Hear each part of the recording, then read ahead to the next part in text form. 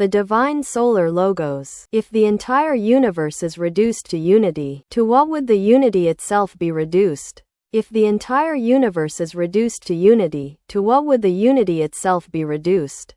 Such an answer is not possible for the logical mind, or at least for a mind functioning according to formal logic. But in the illuminating void, such an answer is unnecessary. There, the answer is a clear and defined reality. If all things are reduced to unity, unity is also reduced to all things. VM Samael Aun Weor. In other words, if our entire solar system is reduced to the unity of its divine solar logos, to what would our divine solar logos be reduced? The intellectual answer would be that it is reduced to our entire solar system. However, such an answer does not fully satisfy this profoundly deep question. It is not an answer that arises from the depths of the heart. A deeper response would be that it is reduced to everything contained within a solar system, which essentially includes all its beasts, humans, and gods. This means that the logos lives in every creature, in every human, and in every god or monad. But most earthlings fail to comprehend this, which is why I write these lines. Our solar system has its center of gravity in its divine solar logos, and this holds true for any solar system in our galaxy and beyond.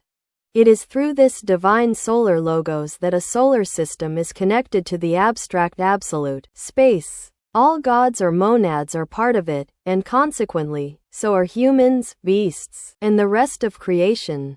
The story of a divine solar logos is told through the 7 rounds of each of its worlds and its 7 root races. The divine solar logos, incarnated in each of its 7 cosmocrators, has determined the processes of each race and thus the culture of each of its civilizations. For this reason, beasts, humans, and gods are embodiments of the divine solar logos.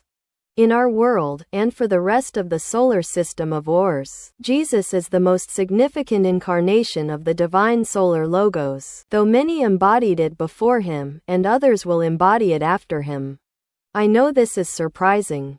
Therefore, dear reader, please read the above more than once or twice to begin grasping the meaning of this article. When Jesus incarnated the divine solar logos, at the culmination of the path of his 7 philosophical stones, he also incarnated everything contained within the divine solar logos on a much higher octave. As I have said, he incarnated all the beasts, humans, and gods of the solar system of Wars. Thus, the diversity and the unity of the divine solar logos became flesh and blood in Jesus. For this reason, it can be said that Jesus, being the divine solar logos itself, is also the expression of each of its gods and humans. And since it is true that diversity is reduced to unity, and unity exists in every part of that same diversity, Jesus is therefore not just the founder of a religion, he is much more than that. Jesus is the logos itself, that is, the Christ. And the intimate Christ incarnated in a master is the same Jesus. But only a Jesus can recognize another Jesus.